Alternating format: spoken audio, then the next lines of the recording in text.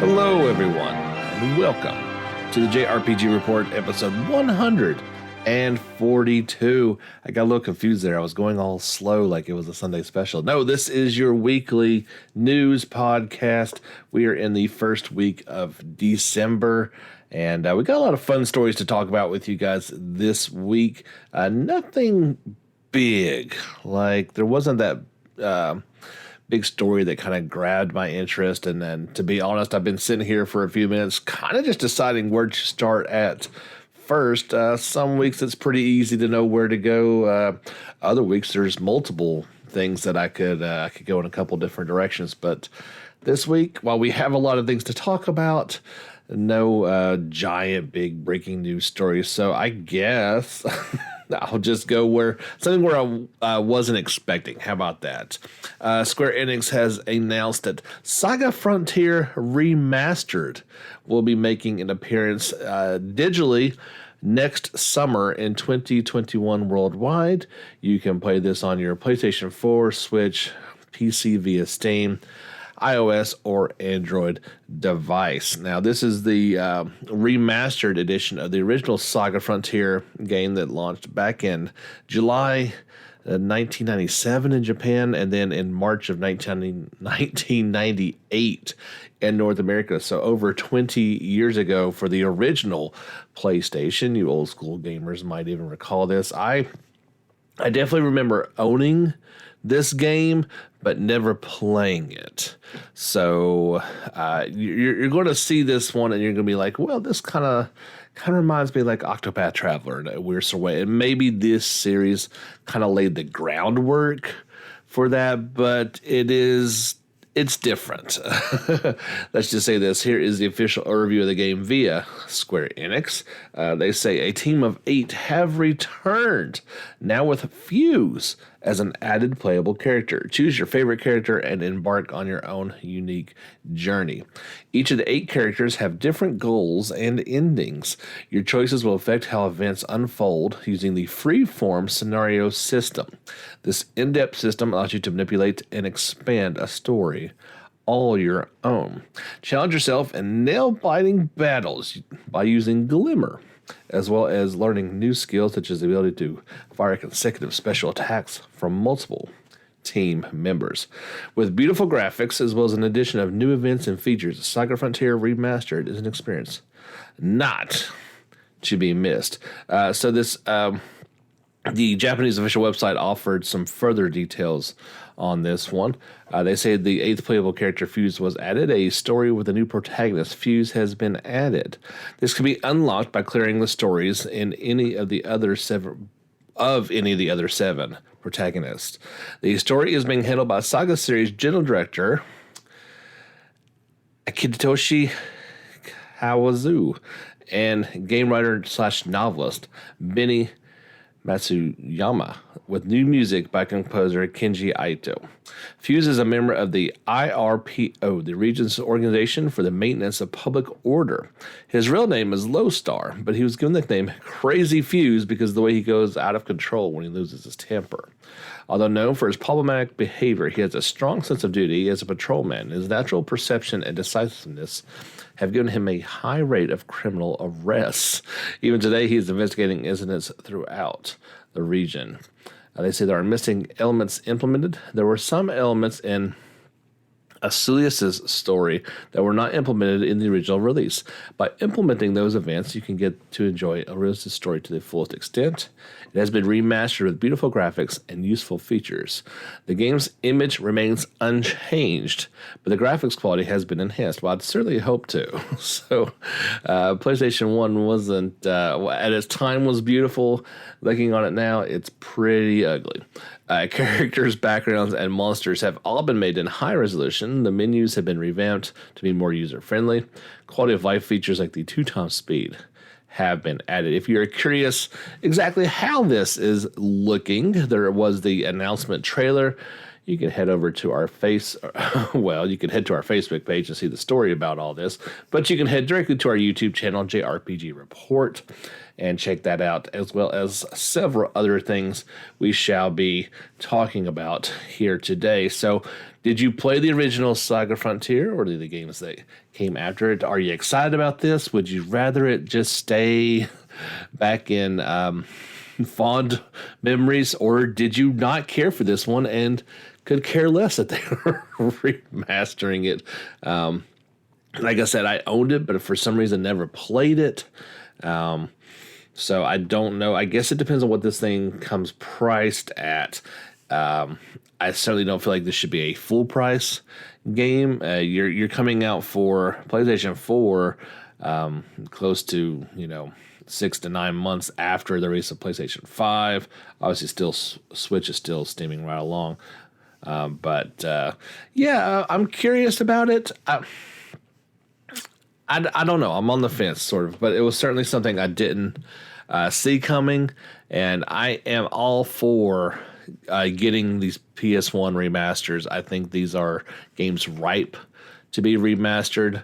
Like I kind of detailed in one of our previous podcasts, that it seemed like the perfect opportunity for young up-and-comers who played these games as children. Well, now they're the ones creating games. Why not go and remake one of your beloved classics and get some experience in the process? These games have proven to sell quite well. I'm not real keen on, with PlayStation 4, we saw a lot of PS3 games get remastered with, a slight little polish to it. These PS1 games, like I said, they didn't look all that great, and they certainly can use this remaster treatment and look quite well being reimagined with today's graphics. Square Enix, if you're listening, keep doing this. I'd love to see something like Parasite Eve, one of my favorite old games on PlayStation 1, given that treatment. There's a list of other ones. I don't know why that's the one that popped in my head first, but just so many games that could use this one, especially brought off at a good price point. Could definitely be something good. The Switch seems like a perfect system for these titles playing on the go. So yeah, that's kind of came out of left field, and can be looking forward to it digitally in summer 2021 as a worldwide release. Coming up in just over a week, on December the 13th and 14th, will be the Grand Blue Fantasy FES 2020 live stream event. This is online only. Previous years have been in person. We kind of shared last week that this was coming. Now we have the official dates and times, as well as a full schedule of things going on. There's going to be, of course, an opening. Grand Blue Fantasy 2020 so far. There's a Grand Blue TV channel FES edition, satellite stage, and then at night, a Grand Blue night party. The next day, some Q&A, some special characters. Now, keep in mind, this event is centered on the anime and its celebration, but it also encompasses not only the fighting game that they put out, but hopefully, and this is why I'm mentioning it, there will be something about Grand Blue Fantasy Relink, the long, delayed and in production action role-playing game, which in what we've seen of it looks absolutely amazing. It had some help from Platinum Games there for a while, but Cygames is handling it exclusively now, and it has gone completely off the radar. Obviously, things like the pandemic have affected it, but it was kind of its own worst enemy there for a while as well. It has been rumored that at this event we will get some new information about the game, but as I just read, it is not included in the schedule. Maybe that's on purpose. Maybe it's going to be kind of a special thing. But really nice to get some information on it. I'm really hoping for some sort of release date.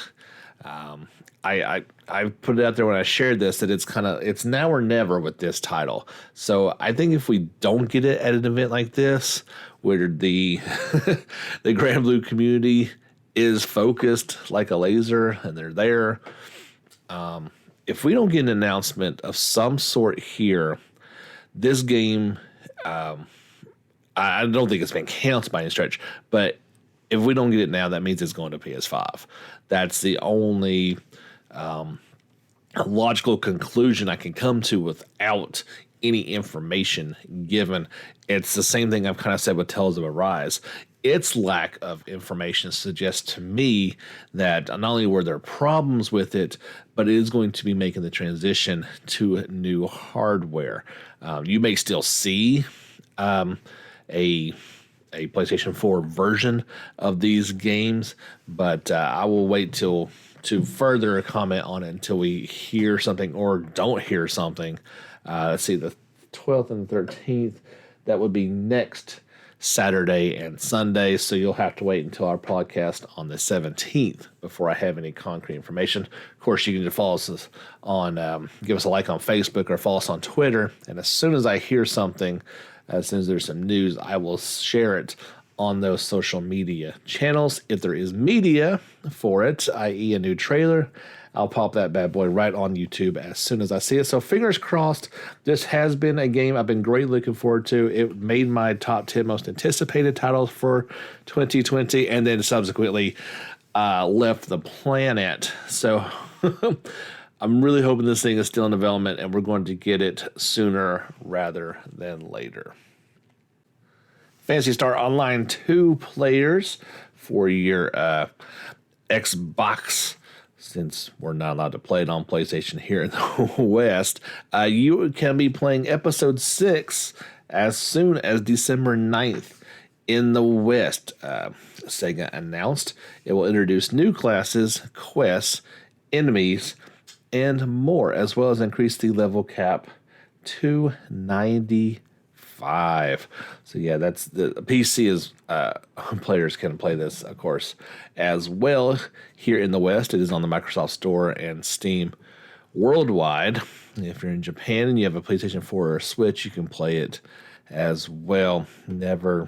Still don't understand why this is not on PlayStation and Switch in the West, but it's not. You can read all about Episode 6 in the stories that I've shared on our Facebook and Twitter channels. There's quite a lot of new stuff going on there. Like I said, new classes and quests, enemies, and if you've been capped out for a while, you can get up to level 95. We talked about last week that Sega was one to get this a little bit closer to concurrent with this Japanese episode, so they've got some work to do, but it's getting closer and closer with every episode release. Speaking of new content, there is going to be, let's see, this is called Titans and the Iron Front update for Brigadine, the Legend of Rinzaria. Its update is available right now for the Switch. PlayStation 4 owners will get this update on December the 10th. There's also a free demo in the works for PlayStation 4, although it's not there quite. Oh, no. Yeah, it's not there yet because it's coming on the 10th. So when this new patch comes out for PlayStation 4 or new update, you will also be able to play the demo to check it out. Here are some of the additions to it. There's the added custom difficulty. You can now customize up to 8 settings to enjoy a wider range of game difficulty. New high-level monsters, Titan and Shadow Goblin. While in combat, you can now turn auto mode on by pressing the L stick, this is for the Switch, and off by pressing the L stick again. Combat AI, custom difficulty, the Guard Castle Hex has been added. Combat AI, hard difficulty. You can now manage items, functions, just a whole list of different things, as well as bug fixes as well. Here's a quick letter from the producer. He says, "We're very happy to announce that the Titans and the Iron Front update for the Nintendo Switch version of the game is now available. This producer there is to express our gratitude towards our fans who have played the Switch version or considered the PlayStation 4 version." So he's saying a big thank you as well to this. And yeah, There's of course, a new trailer kind of showing some of the different things included in this update. If you'd like to check it out, head over to our YouTube channel. A game we've been talking a little bit about for a little bit, Mercenaries Blaze. Dawn of the Twin Dragons will launch on just for Nintendo Switch via the Nintendo eShop on December the 17th in the West. Publisher Circle Entertainment and developer Radeon announced. This strategy RPG first launched for the Switch in October in Japan. There's also a PlayStation 4 version planned, but it's yet to get a release date in Japan or here. So, yeah, this is something. There's been some. I put out an earlier trailer for this on YouTube, and there's been a pretty decent amount of interest in this one. This is the 5th game in the Mercenaries strategy RPG series. Doesn't look to be a huge bump up in the graphics department, but does look to be fairly interesting. There's a collection saga, I think 3 of them, maybe even all the 4 first one, on the eShop right now. I think it's only about $15. So if you're kind of curious about what this one is all about, you could check that out. There's also a new trailer for it over on our YouTube channel. If you want to see this, new to this series in this entry are fully 3D battle maps along with improved visuals and audio. Character designs are from Mr. Masayoshi Nishimura, with the varied cast telling an exciting and surprising story. Here are the key features. You can experience an amazing story with 2 distinct paths and a diverse cast of characters. Lots of optional battles that allow you to see more of the world and level up your team. 3D battle maps giving greater control and depth in strategic play. You can use Blaze Exceed, a key power that can turn the tide of battle. And they say there is incredible depth beyond battles as you carefully manage equipment, skills, and classes for your teams. I did not get a price on this one, and as of yesterday, it wasn't listed on the eShop. Jake had made a comment saying this one looked pretty interesting, but was wondering if there was a price point for it. Not yet. I can't imagine this is a full price game. I may be wrong, but just taking a glance at it, I wouldn't guess so. But I can't really speculate on what that would be. Hopefully they'll have a price for it at some point before it comes out on the 17th here in 2 weeks. But yeah, if you've been looking forward to that one, Mercenaries Blaze, Dawn of the Twin Dragons, you have a release date, and it's digital only right now, December 17th in the West. Maybe a physical version coming down the line from someplace like Limited Run, but as of right now, there's no word on a physical version of it just yet. A mobile game that's been we've been covering it as far as like trailers and stuff, is the new Sakura title, and I guess I can try to say this one. Sakura Kakamoi Hanasoko Atome Tashi.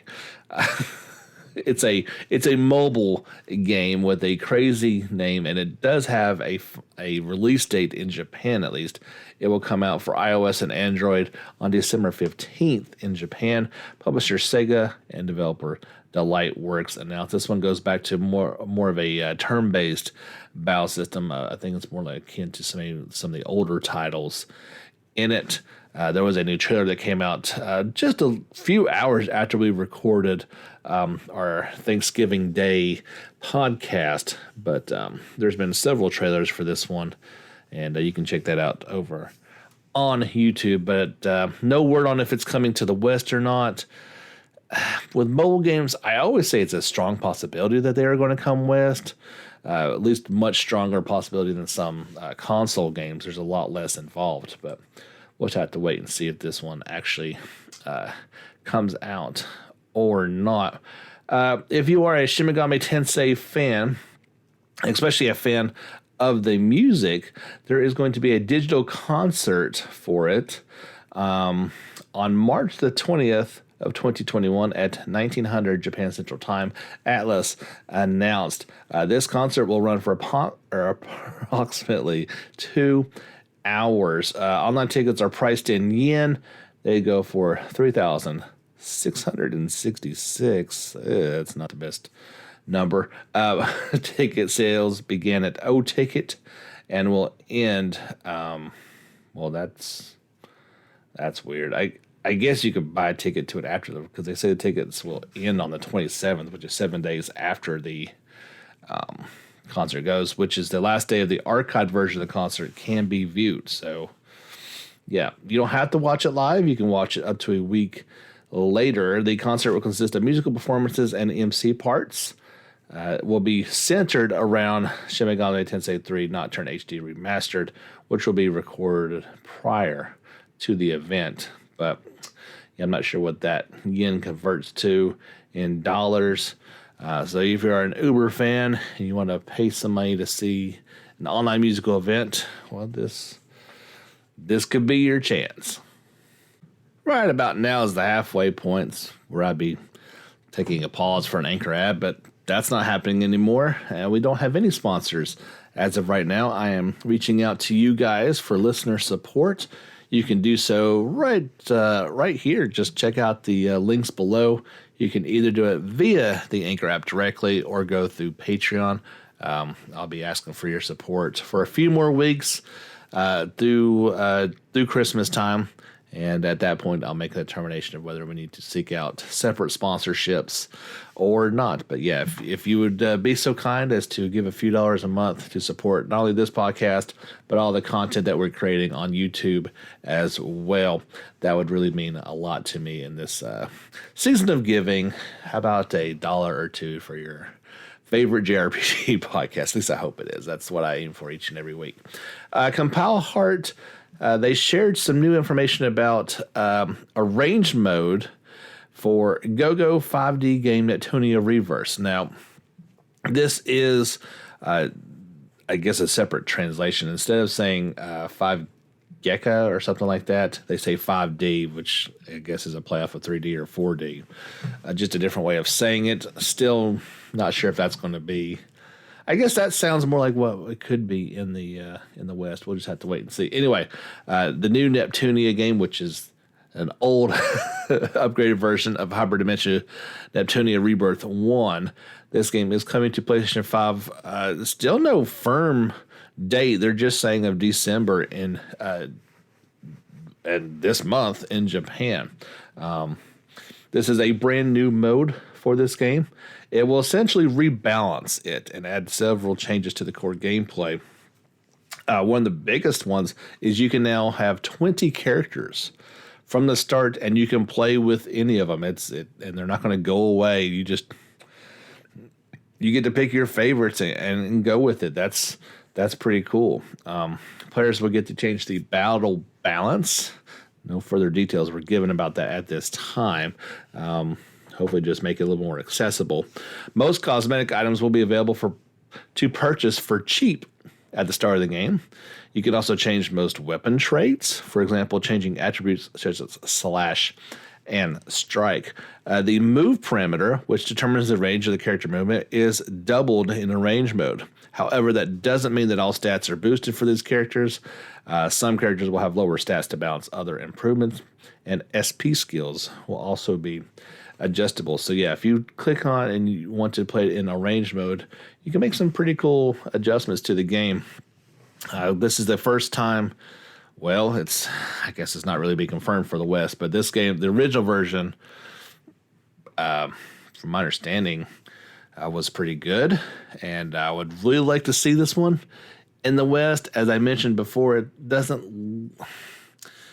it's not going to blow you away with the visuals, but the gameplay has always been pretty fun in these titles. It is a good turn-based battle system, and the humor of the play on the game industry is always top-notch. I know Dalton will be looking forward to this one. It is a series I would say near and dear to his heart, but it may be more than that. I don't know. He seems to have a fascination with it. But yeah, I'm hoping this one comes over. We still got Neptunia All-Star, Virtual All-Stars hopefully coming over as well. So we'll have to wait and see if we get some of these Neptunia titles. We've not gotten them all in the past, but I would say it's a pretty strong chance we're going to get this one. Of course, they got to nail down that Japanese release. I find that fascinating that it's coming out this month, but they don't have a date for it, especially with Christmas in there too. They need to get that sorted out for sure.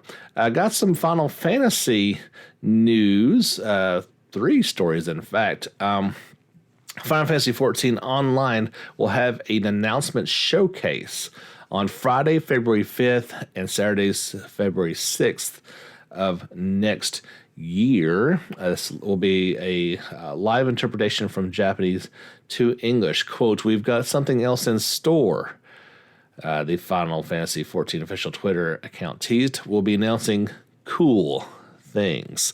While Square Enix did not share further information, it is more than likely going to be where they announce the next expansion for the game. I believe also they may go into some details about the PlayStation 5 version, if there's any enhancements other than visuals and load times. It's available right now for PlayStation 4 and PC, and there'll be some more information coming in February. Players that have been enjoying, they've been enjoying War of the Visions and the 5th anniversary of Final Fantasy Brave Exvius. There was an interview talking about some of the future of the series, looking back on it after 5 years. Here are some of the highlights from the War of the Visions interview. They say the second act won't start immediately after the first act ends. After the ending of Act 1, they will enter an epilogue-like episode called the Interlude. In addition of summons, will not end with Bahamut. After all, we'll still continue adding them at the same pace from here on out.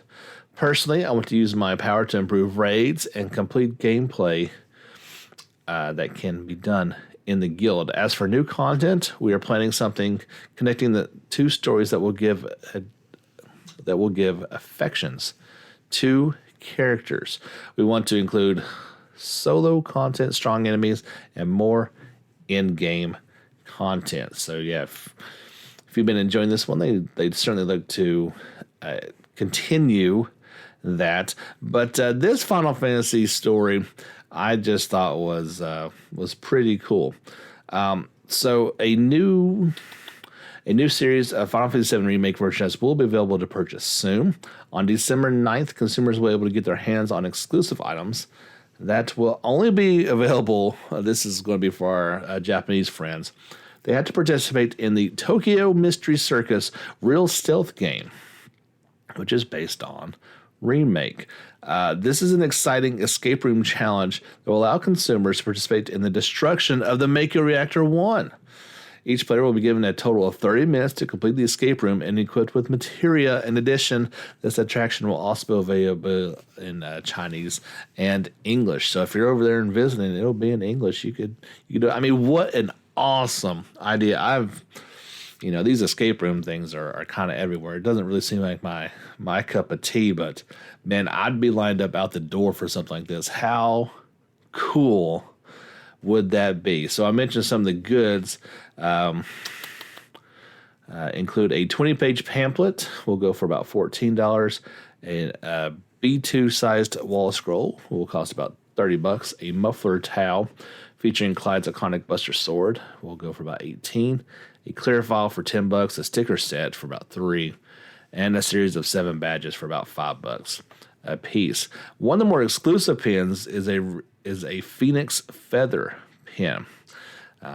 This looks pretty cool. I mean, I don't know if you really have a use for feather pins, and it's really just colored red. Look like a phoenix feather. But still, yeah, all about that Mako Reactor escape room just sounds kind of crazy. We've been mentioning some JRPG titles that have been headed to Xbox's Game Pass library. And if you are a owner of Game Pass, you're getting a pretty good one here right off the bat. So, as soon as Dragon Quest XI is available for Xbox One, which is December 4th, it's going to be made available on Game Pass. That's pretty cool. I got to be honest with it. There's a bunch of other games that are available, but you can check out the listing and the story for the other games that are on there. We focus on the JRPGs, and that's a pretty big draw. Game Pass is certainly a really good value from what I can tell. I don't have an Xbox, but it might be worth it alone just to pick up and play that game. So still unsure on this one. I'm sure I will get it eventually, but maybe since it's a Switch game, might as well just get it for the Switch and save a few dollars in the process. If you've not played Dragon Quest XI and you've been waiting out to now, don't waste any more time. That game was amazing. If you are a Earthbound fan, don't have any news about any games, but they're going to be releasing Mother Music Revisited album. This will come out on January 27th of next year. It is 10 tracks from the original Mother game, and following in February will be music from Mother 2, also known as Earthbound here in the West. There will be deluxe CDs as well as vinyls available for those. Those are in Japan, so good luck getting it over here. I'm just making you aware of it. It's not it's not necessarily my job to get it in your hands. You can check out the story I shared on Facebook if you're looking for some links to potentially pick these up. But Earthbound, a near and dear title to many of us, and it'll be pretty cool to get that music on a current CD. If you're looking forward to Disgaea 6 Defiance of Destiny, and if you are really wanting to be a part of it, you actually can. NIS is running a contest through Woodbox, where entrants receive a chance to have their name entered into the random name generator of the character creation menu for the Switch. Another option includes the ability to have a name entered in a pool of randomly generated enemy names. This contest allows players who are 18 age or older to write in alphanumeric names up to 15 characters long, so long as they aren't references to real people, characters, or brands, or obviously anything too lewd or crude. I'm sure there's certain standards. The contest will yield 4 winners, one from each category. The categories are humanoid male, humanoid female, monster male, and monster female. So, hey, why not, right? If you're what better way to prove your Uber fandom than to have your name in one of your favorite games? I couldn't believe this story when I saw it. We've been talking about some really good Nier statues that have come out here lately, but I kind of knew this one would be the coup de grace when I saw it, and this is the Master Line Nier Automata statue, which features all three, well, not all three, but 3 characters with 2B, 9S, and A2. There was a incredible video showing it. There's a standard and a deluxe edition, but you're just not going to believe how much this thing cost. I mean, it looks incredible. Don't get me wrong. I would love to have this thing, but the standard edition of it, I kid you not, is $2,500. The deluxe edition, if you've really got some money to burn, is $3,000. I could not believe it. The deluxe edition is supposed to come out in January of, well, good grief, 2022? Is that right? The standard edition, oddly enough, will follow in April of 2022. Well, maybe that's why they need to charge so much, because it's taken 3 years to make the things. I can't understand why anybody would... if you've got that much money to burn, you need to spend it a little bit more wisely. Although, and I'm the first to say this, it's your money. If you earned it, if you didn't steal it, if you earned it, it is yours to spend exactly how you want, and ain't nobody gonna take that right away from you. However, in the midst of a worldwide pandemic where people are losing their jobs and there's food lines. It just seems a little crazy that there's a statue that's coming out for, $3,000. Insane times call for insane collector's items, apparently. So, yeah. So, well, you've got a couple years. Maybe you can start saving up your money and have a nice little... Sorry, little Johnny, you're not getting Christmas for a couple years because Daddy's got to get the master line near Automata statue. Too bad. Our last story today is going to focus on, like I've talked about before, my next JRPG outing, and at the rate that I'm slowly crawling through Cold Steel 4, I'll get it just in time. That is Atelier Ryza 2, Lost Legends, and The Secret Fairy. We're getting it over here in North America on January 26th. It is actually out today on the Switch, PlayStation 4, PlayStation 5 in Japan. We'll be getting it PS5, PS4, Switch, and PC via Steam on the 29th. Europe gets it on January 27th. Of course, there is that free upgrade for PlayStation 4 purchasers. They will be able to download a PlayStation 5 digital version of it. New trailer for it, showing off all the costumes included with the digital deluxe edition.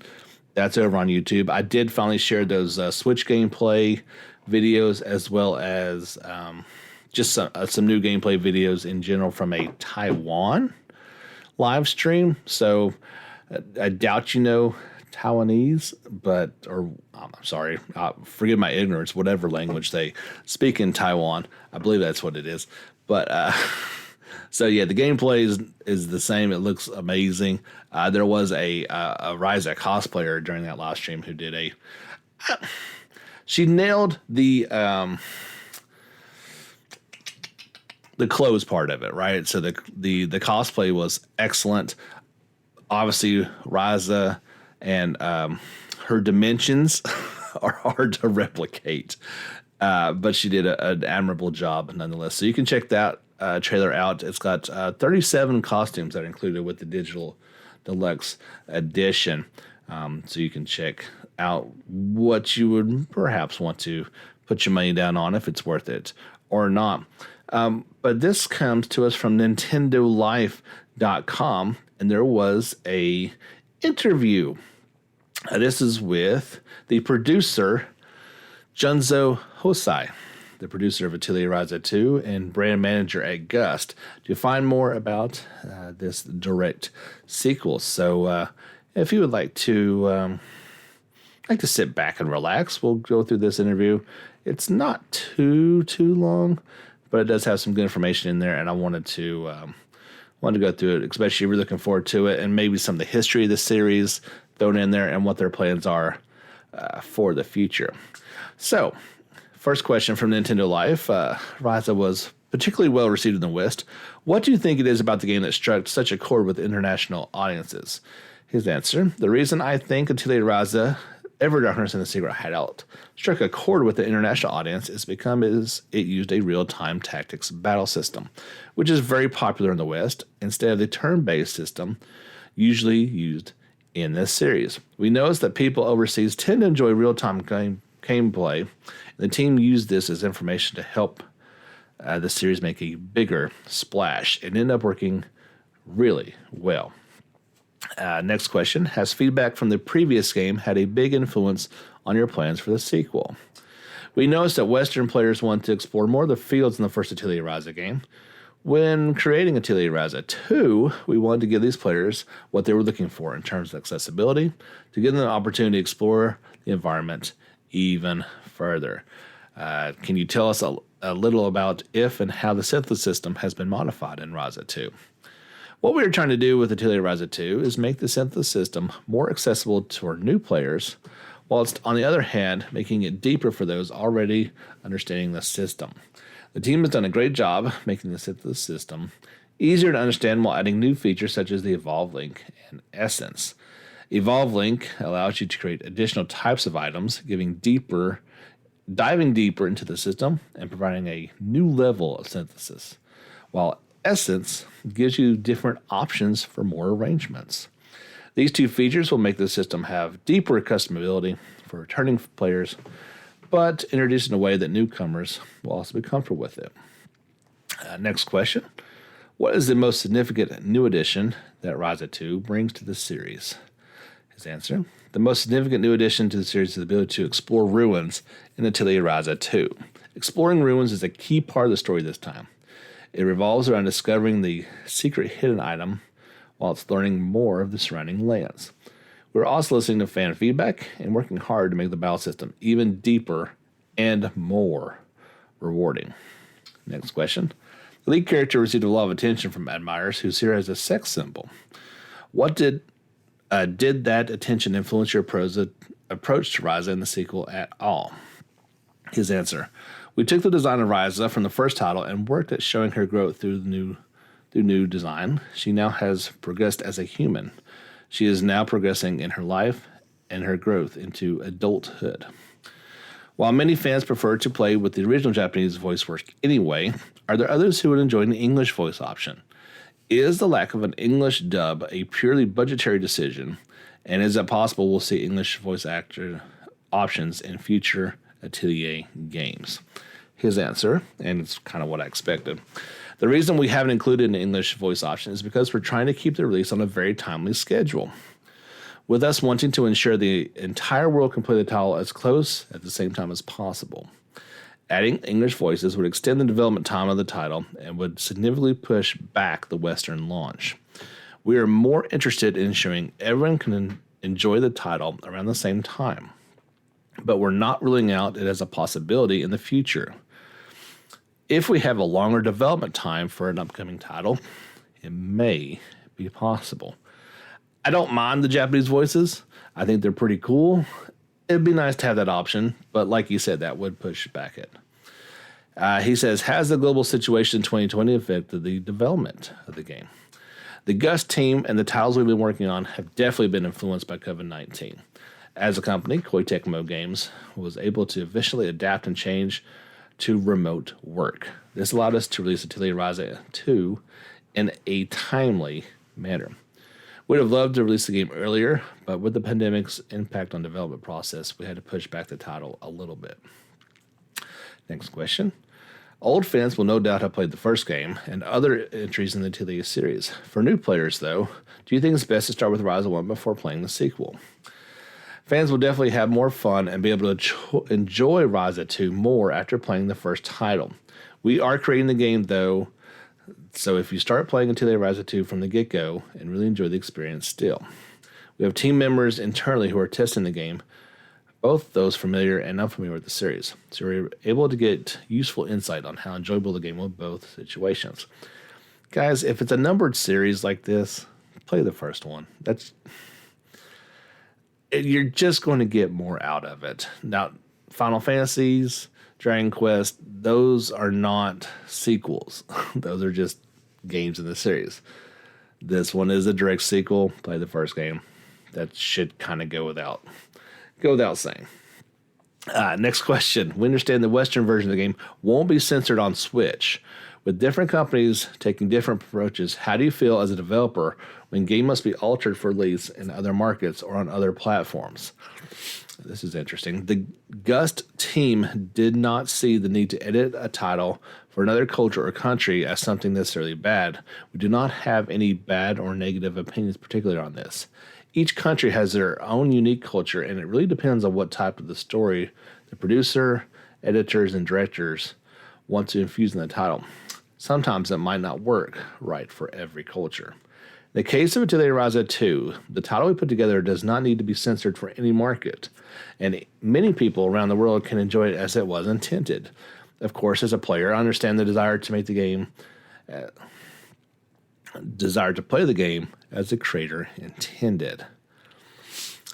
Next question. Now the Atelier series has its first direct sequel with the same protagonist, is it likely we'll see Ryza heading into another game?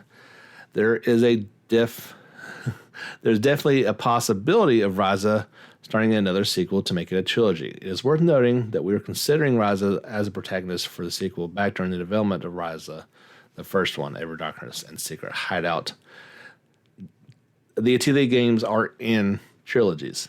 This is going to be a trilogy. They would be insane not to make it one.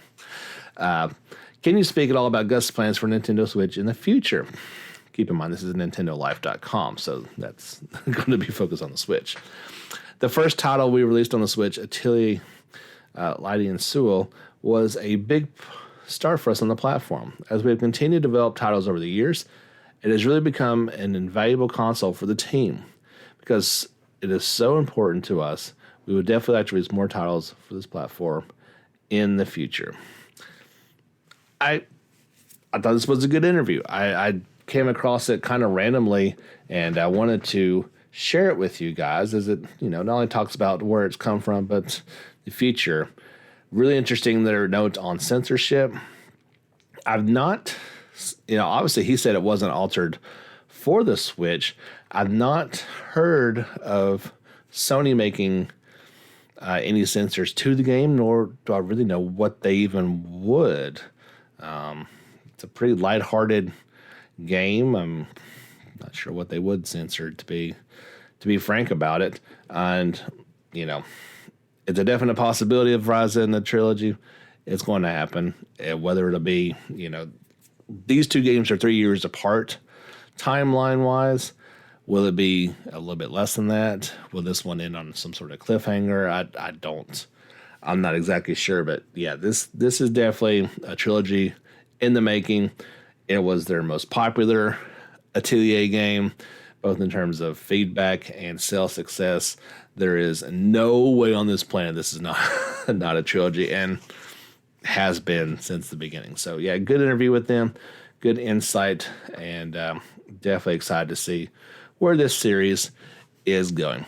That's going to put a wrap on episode 142. Don't forget to give us a like on Facebook, follow us on Twitter, give us a subscription over on YouTube, and click one of those links below, either through Patreon or the Anchor app. And if you would consider giving us your support, I would greatly appreciate it. And of course, thank you to all those who support this podcast and have done so for a long time. You guys are amazing, and just give me all the more motivation to come back here each and every week to deliver the news. We'll be back next Thursday with another great podcast. But until then, get back out there and level up.